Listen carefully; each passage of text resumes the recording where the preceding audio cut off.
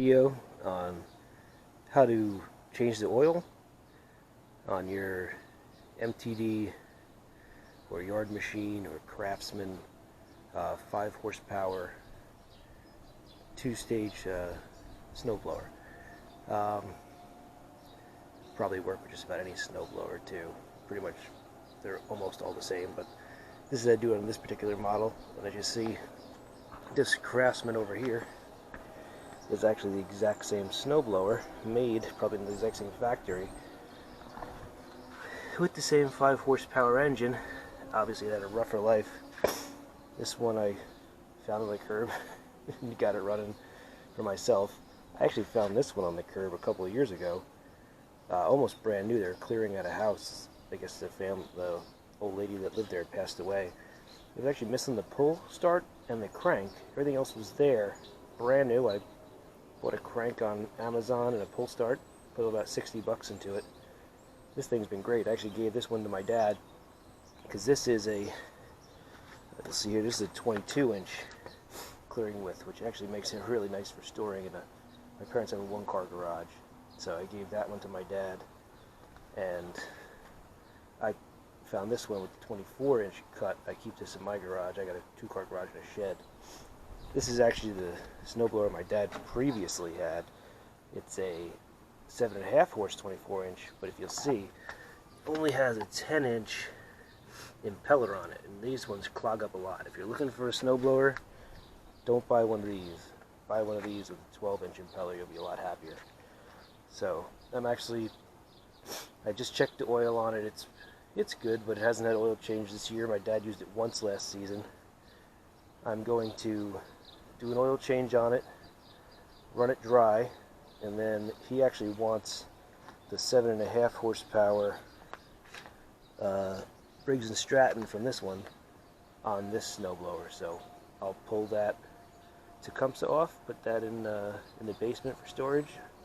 When that one dies, I've got a backup, and he's happy with his 7.5 horse Briggs & Stratton. Alright, so what you'll need here is pretty simple. You're going to need SAE 30 oil, a quart. Probably going to take about half a quart. I don't know, you have to read your manual what it takes. You fill it up on a dipstick after you drain it. These use a 16 millimeter on this fitting right here. This is your oil drain. If you look, it goes right into the base. Maybe you get the shot there. It goes right into the base of the engine. You'll take that cap off, tilt the mower back, the snowblower. Then you'll take your oil pan, drain it into the oil pan, put your cap back on, have some rags and a funnel, and then we're going to come over here to your oil dipstick. You'll fill it here and you'll check it there. So let me set the camera up so you can watch, and hopefully I'll get you a nice picture.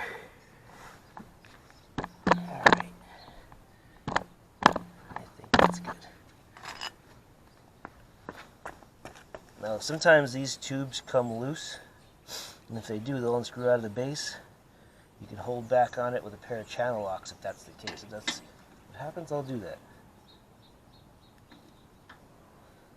Luckily, my cap is coming loose on this one. Hopefully I'm not blocking you with my hands.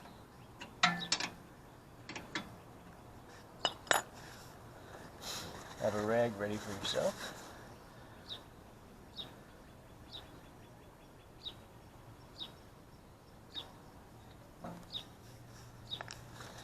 You're going to want to give it a tilt so it doesn't run all over your driveway, which it will, but that's okay. I do this over the driveway, not over the grass at least.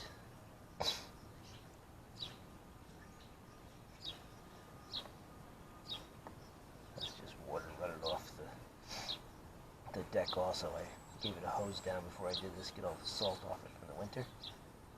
I like to do this to snowblowers this time of year.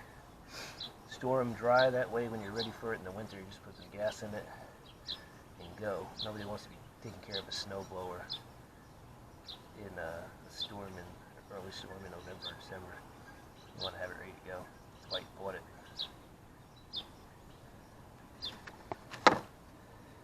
I could have started it and warmed the oil up. Probably would have been a good idea, but I didn't. So, if you do that, that's smart of you. And I'm going to actually pull my oil dipstick so it flows a little better. Should have done that from the beginning too.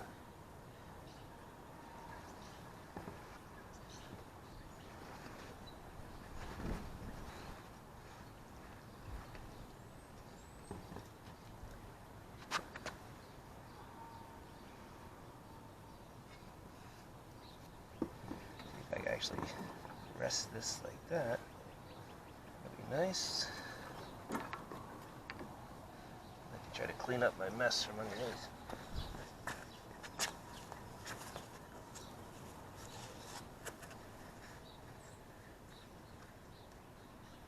Leave that there to soak that up.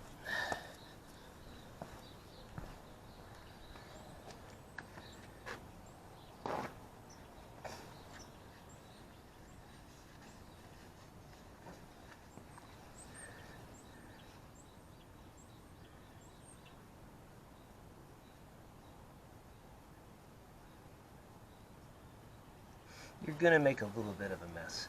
I've always felt they should have made these tubes a little bit longer. I mean, there wouldn't be that much danger of catching them. If you ever have one come out on you, that's just a, I don't know the thread pitch, but it's just a basic pipe nipple. You could put a longer one in that comes out just about an inch longer, and you wouldn't have it drip down the body like it does, like it did there on me. That's about good enough. See how it runs down there a little bit? Oh well. We'll keep it from rusting there, right?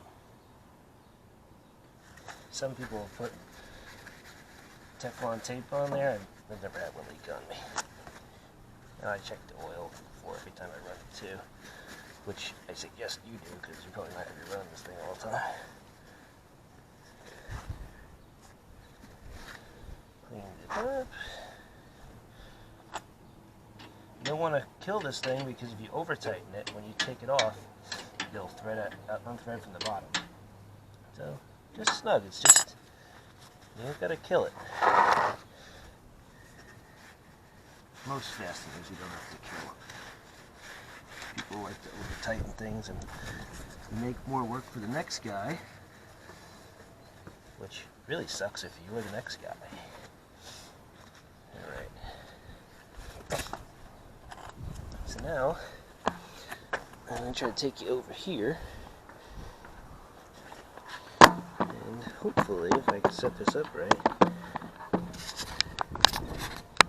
you can see where I'm going to fill it.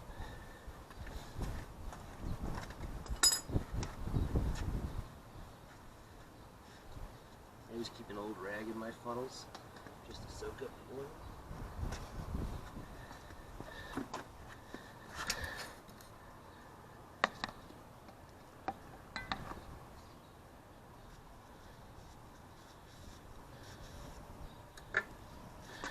Like I said, I don't remember what this takes. A lot of times I look that stuff up and I'll write it actually somewhere on the mower. I haven't done it on this. So I'm just gonna fill it till it shows full. A little bit at a time. Doesn't take all that much to splash lubrication system.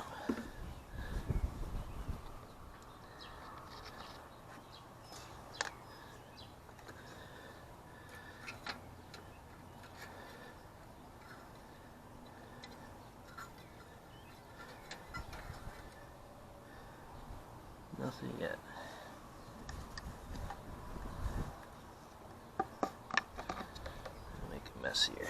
It's my first time doing a video, so sorry.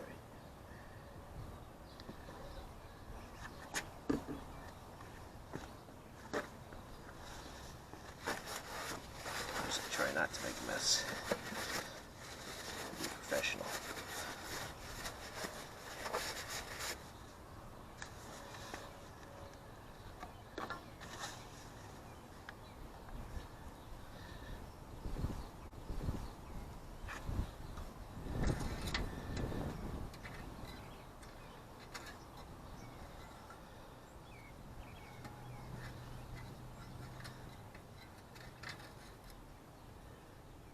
And I'm just starting to show up on there, which is nice. A little bit more.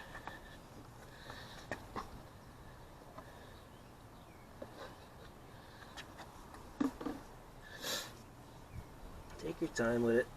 You don't want to overfill it, because the only way to get it out is to drain it again. If you're good, you can drain a little bit.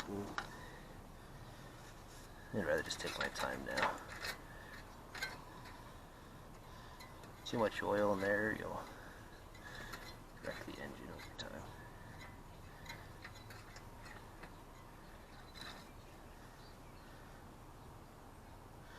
I think it's going to take the rest of that. This was about half a quart, a little over half a quart when I started. I think it's going to take it all.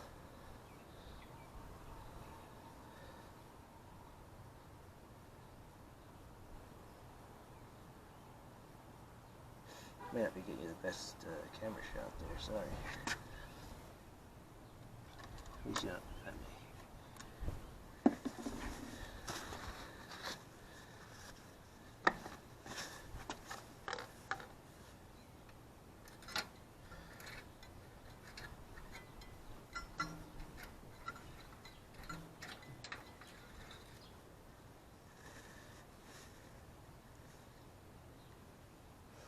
And there you have it, right between the add and the full.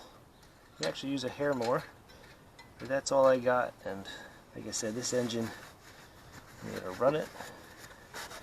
I'm going to take it off. I'm going to store it with the oil in it. So I'm not worried about it being full.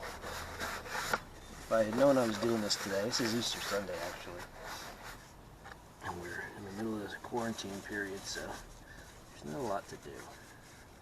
So I'm just doing what I can with what I got and not going out for extra stuff if I don't have to. Alright, well, here's the rest of the mess. I'll take that oil, pour it in a drum that I'll recycle later, and that's it. Thanks a lot.